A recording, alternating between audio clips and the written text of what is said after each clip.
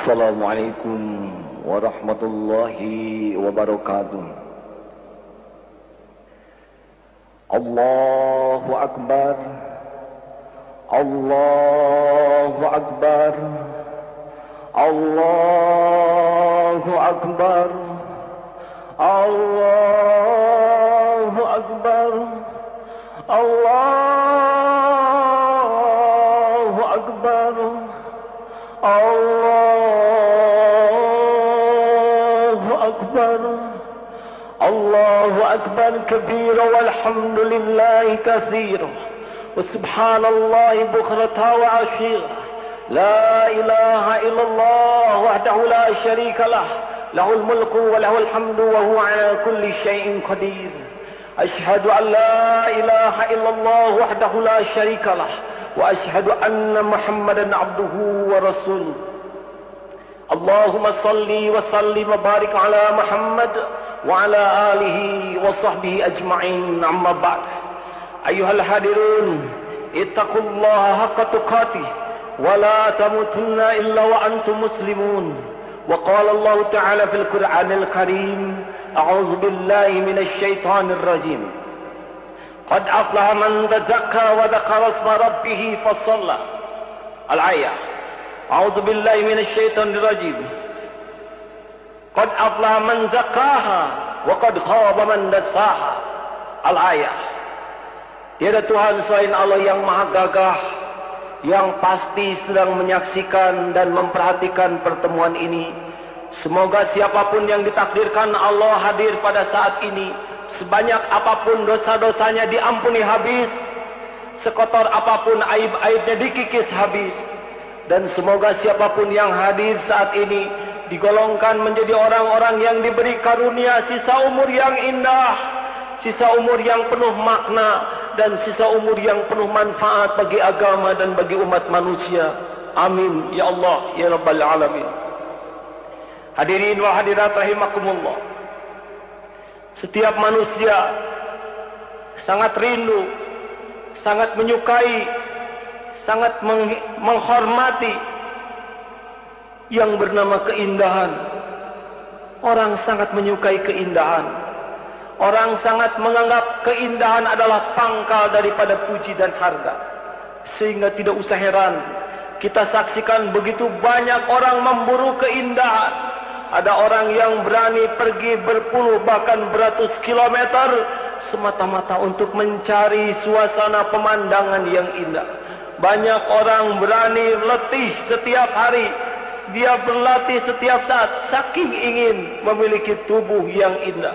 Bahkan orang berani membelanjakan harta berpuluh atau beratus juta sekalipun atau bermiliar karena sangat rindu bisa memiliki rumah atau kendaraan yang indah. Betapa banyak orang yang sangat rindu akrab dengan keindahan. Tapi apa yang terjadi? Kita pun tidak kalah sering menyaksikan betapa banyak orang yang memiliki pakaian yang indah, penampilan yang indah, yang datang bukan penghargaan, bahkan yang datang justru penghinaan. Ada juga orang yang memiliki rumah megah dan mewah, yang datang bukan pujian, bahkan cacian.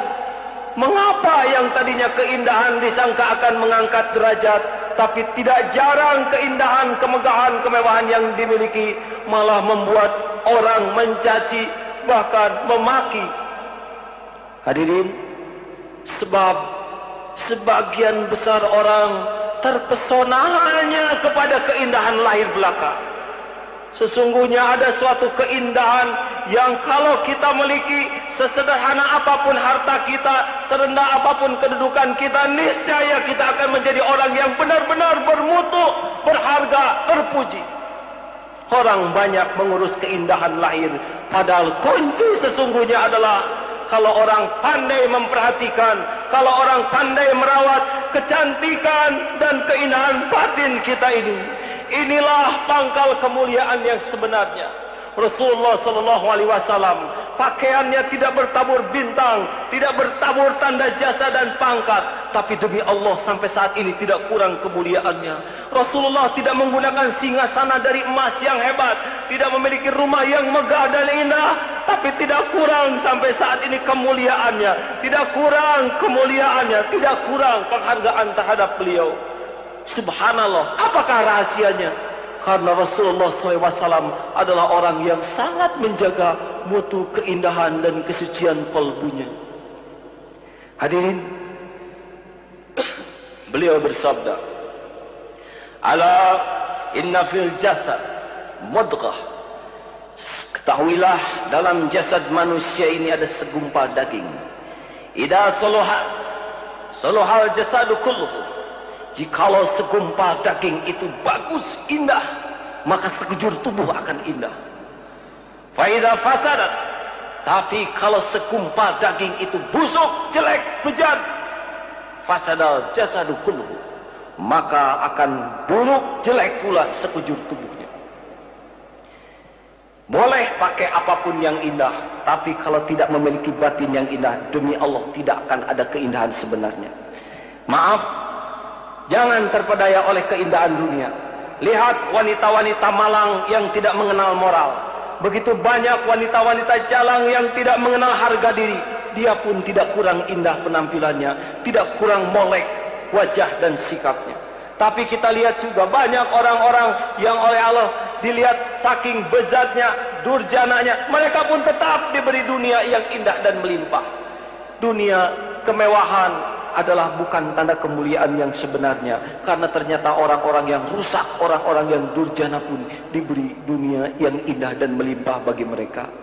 Kunci bagi orang yang ingin sukses, ingin benar-benar merasakan lezat dan mulianya hidup, adalah orang yang sangat memelihara, memperhatikan serta merawat keindahan dan kesucian kalbunya.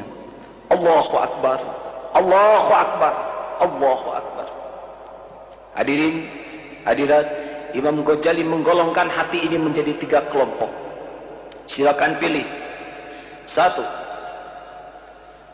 Qalbun sahih, hati yang sehat. Seorang yang memiliki hati sehat, dia bagai memiliki tubuh yang sehat, fungsinya optimal.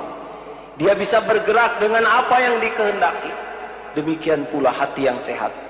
Hati ini akan berfungsi optimal. Dia akan bisa memilah-milah ketika dia akan bertindak, sehingga setiap tindakan yang terjadi benar-benar sudah melewati perhitungan yang jitu berdasarkan hati nurani yang bersih.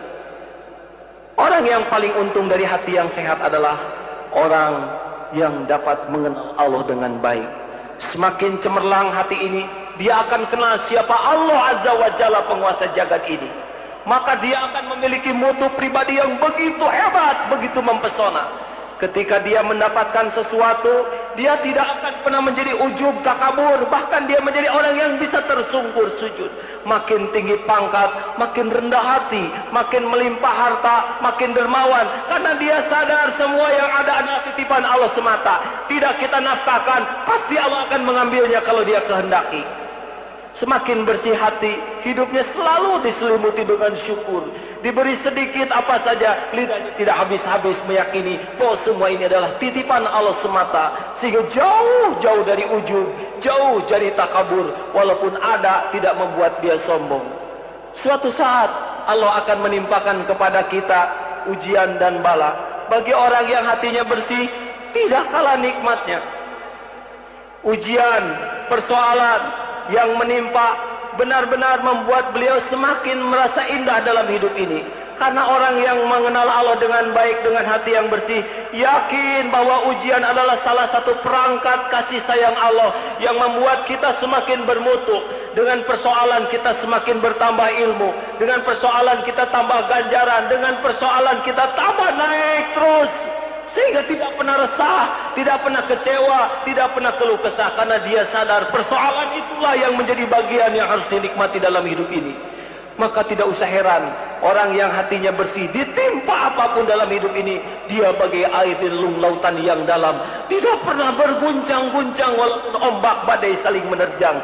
Dia bagai karang yang tegar diterpa ombak, tidak roboh, tidak ada putus asa.